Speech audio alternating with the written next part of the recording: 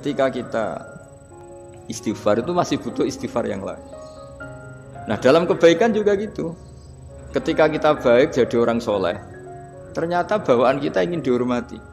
Dulu sebelum kita soleh itu ya kalau di majelis di belakang nggak tersinggung, nggak diperlakukan khusus, nggak tersinggung. Tapi setelah kita soleh, setelah kita kiai, setelah kita dosen, setelah kita rektor, kalau nggak duduk di depan tuh kayak nggak diregani. Itu ya termasuk mental-mental yang kurang baik kalau dalam ilmu tasawuf. Justru setelah kita terpelajar, malah permintaannya aneh-aneh. Padahal agama ini hanya mengajarkan wa ma umiru illa liya'budu wa mukhlishina lahuddin. Agama ini hanya mengajarkan kalau ingin jadi orang soleh yang ikhlas. Kalau ingin jadi dosen, ya dosen yang ikhlas. Kalau ingin jadi guru, ya guru yang ikhlas. Karena biaya ndak ikhlas itu mahal sekali. Dan kalau sudah mahal sekali, ini negara bisa jebol, sistem sosial bisa jebol. Jadi ini hal-hal yang khas kiai, karena kalau yang kajian kampus, saya yakin Pak Rektor, Pak Wakil Rektor, dan Pak Ketua Yayasan lebih tahu, anak-anak mahasiswa lebih tahu. Saya kalau ngaji di kampus memang kan cerita khas pesantren, karena justru ini saling melengkapi. Saya tidak berubah basa-basi bicara ilmu khas mereka, karena mereka lebih tahu. Kalau dalam bahasa Rasulullah SAW, antum a'lamu bi umuri dunyakum. Kamu lebih tahu tentang urusan yang kamu geluti. Tapi kalau urusan akhirat, urusan agama, mungkin karena kita yang menekuni itu, mungkin kita lebih tahu. Nah, di antara ilmu yang saya utarakan hari ini, sore ini, bahwa orang soleh sendiri itu sebetulnya nanti masih ditanya sama Allah tadi. Kenapa kamu nyembah saya? Karena ingin masuk surga. Kenapa kamu nyembah saya? Takut neraka. Lalu kamu tidak hormat saya, kata Allah. Ketika saya tidak bikin surga, tidak bikin neraka. Akhirnya mereka sadar bahwa ibadah itu harus murni karena Allah Subhanahu wa ta'ala, bukan karena takut masuk neraka, juga bukan karena ingin masuk surga.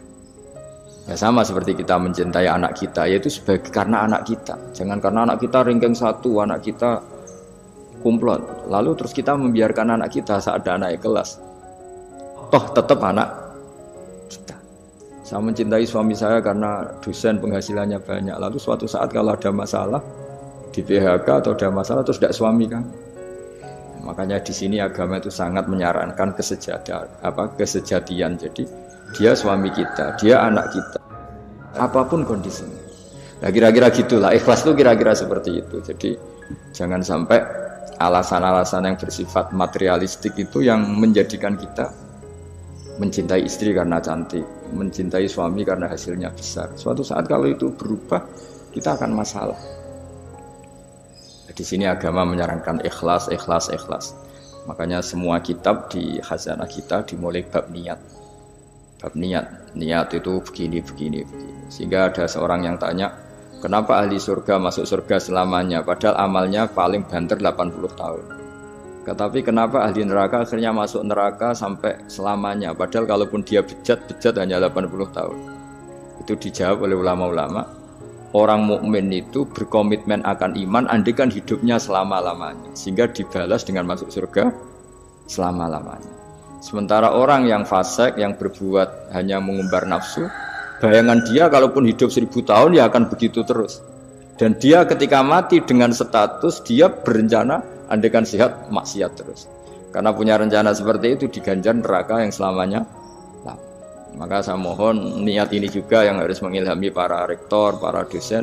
Andai kan sudah ada jabat pun tetap berkomitmen pada institusinya, pada yayasannya. Jangan kalau jabat serius, kali tidak jabat malah ganggu. Itu nggak boleh. Harus. Saya sendiri juga gitu. Saya populer apa enggak, saya keren apa enggak, saya akan berkomitmen tetap mengkhidmati agama. Nah, dengan seperti itu berarti sudah biniyatin sholihatin, punya niat yang